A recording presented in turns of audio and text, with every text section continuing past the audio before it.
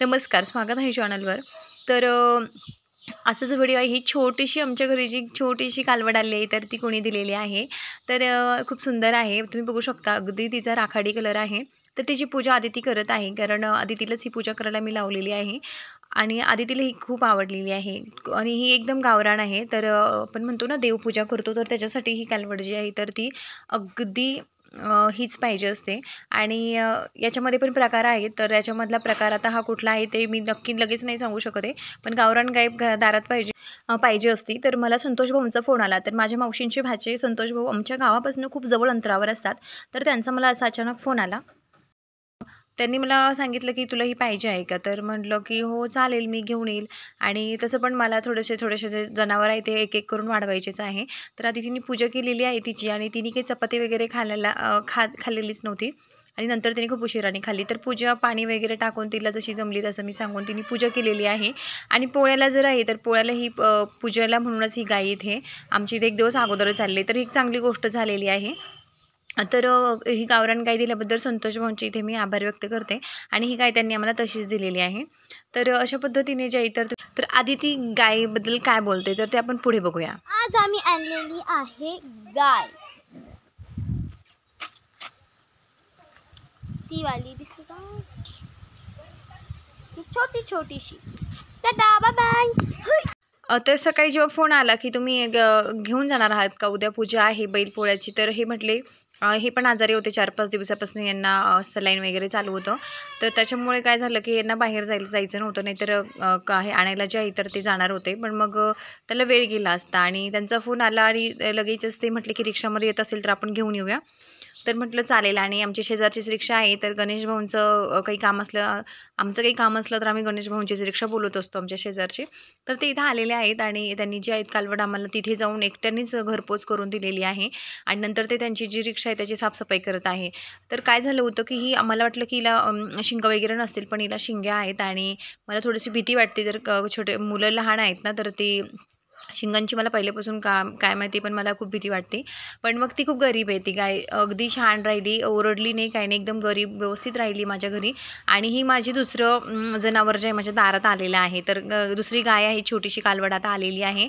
तर ही जी आहेत गावरान गाईची रोज पूजा केलेली चांगली असते असं म्हणतात आणि आपल्या दारामध्ये तिचं गोमूत्र पडलेलं तर ते आणखीन चांगलं असतं. तर त्याच्यामुळे मी ही गाय इथे ठेवलेली आहे आणि ही गरीब राहिली तर मी गरीबच निघली पाहिजे, गरीब राहिलीच पाहिजे ही, कारण मुलं माझे खूप लहान आहेत. अजून 4-5 वर्षाचा अंश तुम्ही बघू शकता सारखा गाईच्या आसपासच हिंडत असतो. आणि आता ती छोटीशी कालवड आहे तर तिच्या आसपास जाणार, तिला पण आता हात लावतो.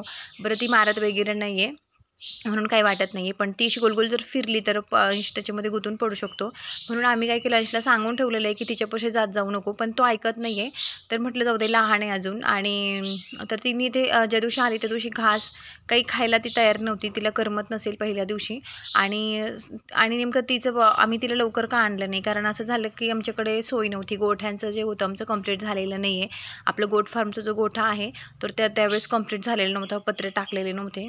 आणि मग पोळ्याच्या दिवशी पण माझ्या ज्या गाया होतात ना त्या अगदी चिडचिड म्हणतो ना त्याच्यामध्येच होत्या. मला खूप वाईट वाटलं. त्या दिवशी मी पोळ्याचा पूर्ण व्हिडिओ घेतला नाही, कारण ही जी कालवड होती ना तिच्या खाली पण खूप चिडचिड होती. हिचा मी पोळ्याच्या दिवशीचा व्हिडिओ घेतलेला नव्हता, कारण तिच्या खाली चिखल झालेला. कोब्यावर होती पण मग असं ओलं झालेलं होतं कोबा आणि असं चिडचिड झालेलीच होती.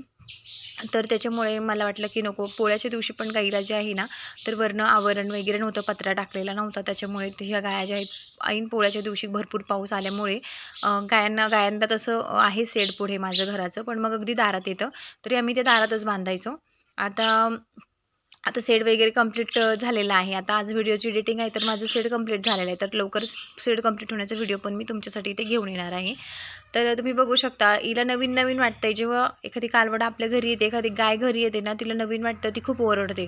तर तसं हिने काही ओरडली वगैरे नाही आहे. अगदी थोडा वेळ ओरडली, तिचं पोट रिकामं झालं की ती ओरडते. बाकी तिने अजून पण आम्हाला असा काहीच त्रास दिलेला नाही आहे की ती खूप ओरडली आणि मग आम्हाला त्रास झाला. पहिल्या दिवशी ती थोडंसं ओरडली, त्याच्यानंतर ती एकदमच आमच्यामध्ये मिक्स झालेली आहे.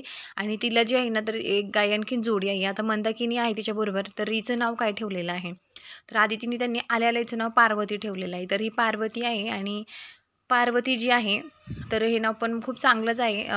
आता पार्वतीचं नाव आहे तर मी त्या नावाला अजिबात काही म्हटले नाही की असं कसं नाव ठेवलं. म्हटलं चालेल तुम्हाला जे ठेवायचं ते. तर आता ते म्हणतात पार्वती तिच्या नावाने तिला आवाज देतात. तर आमची मंदाकिनीनंतर आता दुसरी ही 4 नावाचीच गाय आहे पार्वती. तर आम्ही जेवढ्या नावं ठेवणार आहे तर 4 नावाच्याच गायांचं नाव ठेवणार आहोत. आता आमच्याकडे स्टॉक वाढणार आहे हळूहळू, कारण आमचं बिझनेस पण वाढणार आहे. आता सध्या आमचं भांडवल मला जरा कमी पडतं आहे. आमचं इन्कम जो सोर्स आहे तो जरी पोल्ट्री फार्मिंगमधून आता बंद झालेला आहे. कारण अंडे जेव्हा निघायचे तर अंड्यांचा पैसा चालू होता. अंड्याच्या कोंबड्या विकल्यानंतर खूप मोठा फटका बसलेला आहे बिझनेसला. पण काही हरकत नाही आहे. प्रत्येक गोष्ट जी आहे आपल्या मनाप्रमाणे होत नसते आणि जो लॉट आहे तो पहिला जो लॉट आहे तो खूप कमी रेटमध्ये गेलेला आहे. तर आता मी 250 रुपये किलोनीच कोंबडी विकते आहे. तर आता मला इथून पुढे जे आहे तर बिझनेस वाढवायचाच आहे. तर मी पोल्ट्री फार्मिंगकडे जास्त करून लक्ष देणार आहे आणि गोट फार्मिंगकडे मी एवे लक्ष देणार आहे. असं खूप पडणार नाही त्याच्यामध्ये, कारण मला जे आहे तर माझं टार्गेट पोल्ट्री फार्मिंगच आहे. पण पोल्ट्री फार्मिंगमध्ये जर तुम्हाला सांगायचं म्हटलं ना, नुकसान भरपूर होत असतं. नुकसान जर व्हायला लागल्यानंतर काय होतं की मग तो भरून कसं काढायचं. जर अचानक मी 1000 कोंबड्या घेतलेल्या आहेत आणि त्यातल्या 300-400 कोंबड्या जर 15 दिवसाच्या गॅपमध्ये मेल्या तर माझा बिझनेस पूर्ण टेकणार आहे. मग काय करायचं तिथून पुढे. म्हणून मी इथे गोट फार्मचा लगेच निर्णय घेतलेला आहे. अगदी मला वाटतं की मी गोट फार्म असा विचार असा डोक्यात आणला आणि महिन्यात माझा गोट फार्म कंप्लीट झालेला आहे. तर असं क्लिक केल्यानंतर सगळ्या गोष्टी माझ्या ऑटोमॅटिक पुढे मला भेटत गेलं. देवाने मला साथ दिलेली आहे आणि प्रयत्न करत राहिले ना तर देव बरोबर आपल्याबरोबर राहतो. फक्त मला वाटतं की आपले चांगले विचार आपल्या जवळ ठेवावे आणि आपल्या कष्टाचंच आपण जे आहेत ना चीज करावं. तर मी इथे पूर्ण जे आहे तर आम्ही यांचे फ्रेंड सर्कल जे होतं ते यांनी कामाला लावून गोट फार्म माझं कंप्लीट झालेलं आहे. तर गोट फार्मचा व्हिडिओ मी तुम्हाला इथे नेक्स्ट घेऊन येणार आहे. तर चला, तुम्हाला आमची ही पार्वती कशी वाटली, ही गावरान पार्वती कशी वाटली आणि संतोष भाऊंचं मी पुन्हा एकदा इथे म्हणजे त्यांना मी धन्यवाद करेल की त्यांनी आम्हाला ही पार्वती दिलेली आहे. तर आता ही पार्वती माझ्या घरी किती दिवस राहील मार्की वगैरे नाही निघली तर ठीक आहे, पण मग बघूया आता हिचं काय होतं आहे. कारण ती मला मार्क जनावर माझ्या दारात मला असं वाटतं की मुलं लहान आहे तोपर्यंत तरी भीती वाटते म्हणून.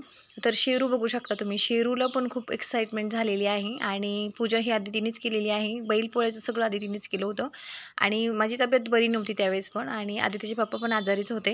त्यांचं पण त्या टायमिंगमध्ये सलाईन वगैरे चालू होते, त्याच्यामुळे 4-5 दिवस ते घरीच होते आणि दुकान पण बंदच होतं. तर ते आजारी होते तरी त्यांनी गोट फार्म कंप्लीट करून घेतलं. म्हणजे त्याचा वापर त्यांनी सलाईन घेतलं आणि गोट फार्म कंप्लीट करून घेतलं. तर आता आपण गोट फार्मचा व्हिडिओ इथे लवकरच मी घेऊन येणार आहे. तर चला, पार्वती कशी वाटली मला कमेंट करून नक्की कळवा. व्हिडिओ आवडला असेल तर व्हिडिओला लाईक करा, चॅनलला सबस्क्राईब करायला विसरू नका. तर भेटू आपण पुन्हा एका नवीन व्हिडिओ बरोबर लवकरच. तोपर्यंत चला, टाटा आणि बाय बाय.